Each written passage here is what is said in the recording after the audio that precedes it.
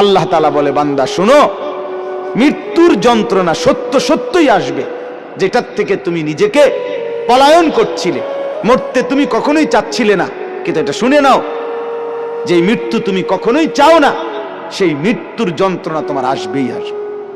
সাকরাতুল মউত, হাত্তাকে এমনকি আল্লাহর নবী সাল্লাল্লাহু আলাইহি সাল্লাম পর্যন্ত ইন্তেকালের পূর্বে নবীজি হাদিসে স্পষ্ট আছে, আম্মা জান আয়েশা বলছেন, নবীজি সাল্লাল্লাহু আলাইহি সাল্লাম একটা বাটির মধ্যে পানি দিছে, আর নিজের পবিত্র ডান হাত মোবারক দিয়ে হাত দিয়া এই বাটির পানির মধ্যে চুবাইতেছিলেন, আর কপালের ঘাম মুছতেছিলেন নবীজি, আর বলতেছিলেন, লা ইলাহা ইল্লাল্লাহ ইন্না লিল মাউতি সাকারাত, আল্লাহ আপনি ছাড়া আর কোনো ইলাহ নাই, আহা মৃত্যুর তো বড়ই যন্ত্রণা। নবীজি বলতেছিলেন, খুদ রাসূল বলতেছে, যার কষ্ট হওয়ার কোনো কারণ নাই, শুধু আল্লাহ তাআলা দেখাচ্ছিলেন, বন্ধু আপনার উম্মতের হালাত কেমন হয়। নবীজি বলতেছিলেন, হায় মৃত্যুর তো বড় যন্ত্রণা। হযরত ফাতেমা রাদিয়াল্লাহু তাআলা আনহা, ওই হাদিসে আছে, ফাতেমা রাদিয়াল্লাহু তাআলা আনহা তখন কাঁদতেছিলেন, নবীজির মেয়ে, আর কাঁদতে কাঁদতে বলতেছিলেন, ওয়া কারাবাহ ইয়া আবাতা, আরবীয় আফসোসের বাক্য, হায় আমার আব্বা, না জানি আপনার কি কষ্ট হচ্ছে। আল্লাহর নবীর সাথে সাথে বলছে, লা ইয়া ফাতেমা, না না ফাতেমা, কষ্ট হচ্ছে না, লাইসা আলা আবিকাল কারব বাদা হাদাল ইয়াউমি আবাদা। সুবহানাল্লাহ।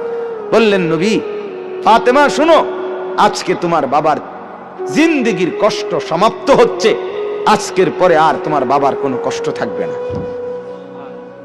23 বছর আমি দিবানিশি মেহনত করছি, কষ্ট করছি, কাঁদছি, চোখের পানি ফেলছি, পাথরের আঘাত সয়েছি, পেটে পাথর বেঁধেছি, ক্ষুধার কষ্টে দান দান শহীদ করেছি, সারা দেহ রক্তাক্ত হয়েছে, আমার অনেক কষ্ট হয়েছে, ঠিক মতো ঘুমাই নাই, ঠিক মতো খানা খাই নাই, ঠিক মতো রাত্রিতে বিশ্রাম করি নাই, বিবিরে সময় দেই নাই, পরিবারকে সময় দেই নাই।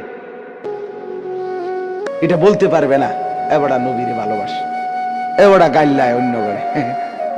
আমার খুব হাসি আসে, জানে কি জবাব দিত এগুলারে, কি তো জবাব দিব, মেয়ে কি জন্য জবাব দিব? মৃত্যু তো খুব দ্রুত, আজ না হয় কাল, এবছর না হয় সে বছর, মরতে তো হবেই, আখিরাতে তো যেতেই হবে, কোনো সন্দেহ নেই। এজন্য বলতেছিলাম, আল্লাহর নবী সাল্লাল্লাহু আলাইহি ওয়াসাল্লাম বললেন যে আজকের পর থেকে তোমার বাবার আর কষ্ট থাকবে না। আমার বলার উদ্দেশ্য হলো, সাকরাতুল মউত, মৃত্যুর যন্ত্রণা, প্রত্যেককে মৃত্যুর পূর্ব মুহূর্তে মৃত্যুর যন্ত্রণা সইতে হয়, ভীষণ যন্ত্রণা, ভীষণ ভীষণ, কিন্তু ঈমানদার সেই যন্ত্রণার মধ্যেই মজা পায়, মৃত্যুর সেই যন্ত্রণার মধ্যেই আনন্দ পায়। ঝাল তো খুব হয়েছে, কিন্তু স্বাদও তো লাগতেছে, ঠিকই না বলেন? শীতকালীন তরকারি তো ঝালও হয়েছে, বাকি শীতের ঠান্ডার মধ্যে শীত ঝাল তরকারি খাইতে মজাও তো পাচ্ছে, ঠিক এরকম মৃত্যুর যন্ত্রণা হইতেছে ঠিক, কিন্তু এই যন্ত্রণা মনে যেন ছিঁড়ে ভিড়ে যাচ্ছে, কিন্তু ঈমানদারের দিল খুশি, কিছুক্ষণের মধ্যেই আমি আমার মাওলার জান্নাত দেখতে পাবো। এটা তখন তাকে সব কষ্ট ভুলায় দেয়, সব কষ্ট ভুলায়। এজন্য হাদিসে আছে, নবীজির মৃত্যুর যন্ত্রণা তো হচ্ছে মৃত্যুর সময়, আল্লাহর নবী জবানে কি বলতেছিলেন, আল্লাহুম্মা রাফিকাল আলা, আল্লাহ আমি পরম বন্ধু, শ্রেষ্ঠ বন্ধু, আপনি মাওলার সান্নিধ্যেই যেতে চাই। তার মানে যেন আল্লাহ তাআলা বুঝাইছেন, বন্ধু মরবেনও না তা আমাকে আর পাবেন কেন, মরতে তো হবেই, আসতে তো হবেই আমার কাছে।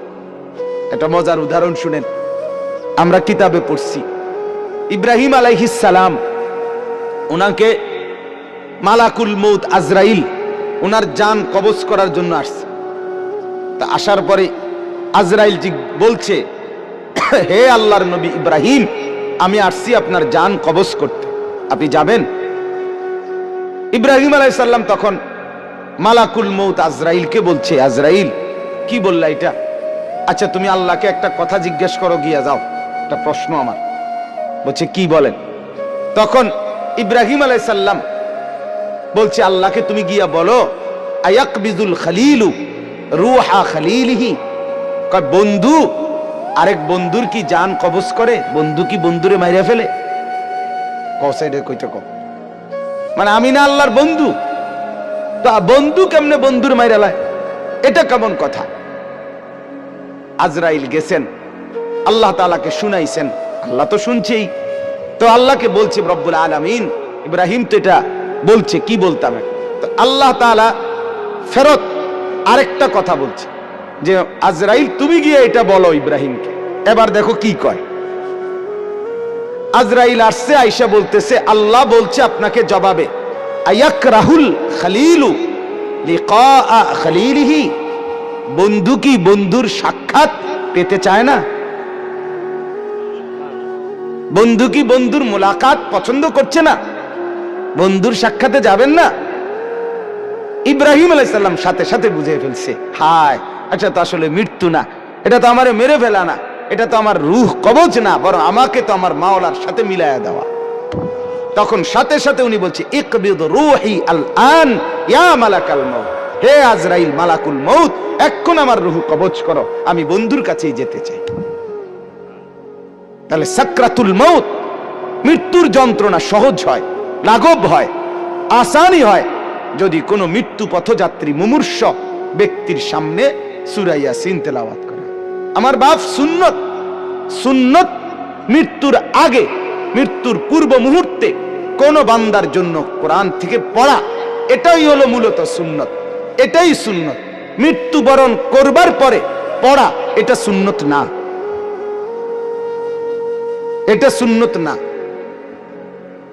মৃত্যুবরণ করার আগে পড়া সুন্নত। এরপরে বলে তো কখনোই পড়ানো না, সেটা হলো স্বাভাবিকভাবে আমার আব্বার জন্য আমি দোয়া করব, তার জন্য কোরআনুল কারীম পড়ে পড়ে দোয়া করা, সেটা তো হলো সব সময়ের আমল আমার। কিন্তু এটাকে একটা রসম বানায় নেওয়া, নির্দিষ্ট নিয়ম বানায় নেওয়া, মরছেন তো এইবার 10 জন দিয়ে এবার নির্ধারিত পদ্ধতিতে নির্দিষ্ট এই সময়ের ভিতরেই পড়াইতেই হবে, দোয়া পড়াইতেই হবে, খতম পড়াইতেই হবে, এর মাধ্যমে তাকে কবরবাসীর বা মৃত ব্যক্তিটার উপকার পৌঁছাইতেই হবে। এখন এভাবেই, এটাই নিয়ম, এটাই সিস্টেম, এটা সুন্নত না। এটা কি না বলেন না? সুন্নত না, সুন্নত নয়। আপনি বলবেন, আপনারা বলবেন এই জন্য এগরে ওয়াহাবি কয়, শেষ পর্যন্ত কথা শুনবেন, এটা কয় দেখবা যেই কোনো কিছুতে এরা উল্টাটা কয়। আসলে উল্টাটা চলতে চলতে এখন 12টা উল্টা হয়ে গেছে, 12টা হয়ে গেছে উল্টা। সুন্নতটা হয়ে গেছে অপরিচিত, বেদাতটা হয়ে গেছে পরিচিত, পরিচিত। এখন মুসলমানের ঘরে একটা দস্তরখানের কথা জিজ্ঞেস করিলে এবার লুঙ্গি আনে, কি লুঙ্গি একটা আইনা বিছায় দেয়, গামছা বিছায়া দেয়, অথবা সাদ্দুর কয় হুজুর এটাই সারবো, সারবলে এত কথা না।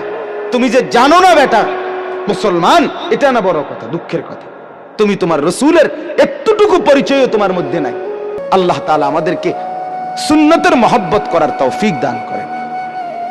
তাইলে আমি 2টা ফজিলত বললাম, এবার আরেকটা ফজিলত। রাসূলুল্লাহ সাল্লাল্লাহু আলাইহি সাল্লাম বলেন, যে ব্যক্তি সকালবেলা সূরা ইয়াসিন তেলাওয়াত করবে সন্ধ্যা পর্যন্ত সে বিপদ আপদ থেকে নিরাপদ থাকবে। সন্ধ্যায় পড়বে, সকাল পর্যন্ত বিপদ আপদ থেকে নিরাপদ থাকবে। তাইলে সূরা ইয়াসিন অনেক ফজিলত, মৃত্যু পথযাত্রীর মৃত্যু যন্ত্রণা সহজ হয়। এরপরে সকাল সন্ধ্যায় পড়লে তার আপনার বিপদ আপদ পরেশানি মুসিবত থেকে দূর হয়। সর্বোপরি সূরা ইয়াসিন এটার দ্বারা অনেক বেশি ফজিলত অর্জিত হয়। একজন ইমানদারের উচিত সূরা ইয়াসিনকে নিয়মিত তেলাওয়াতের অংশ হিসাবে গ্রহণ করা। আল্লাহ তাআলা আমাদেরকে তৌফিক দান করেন।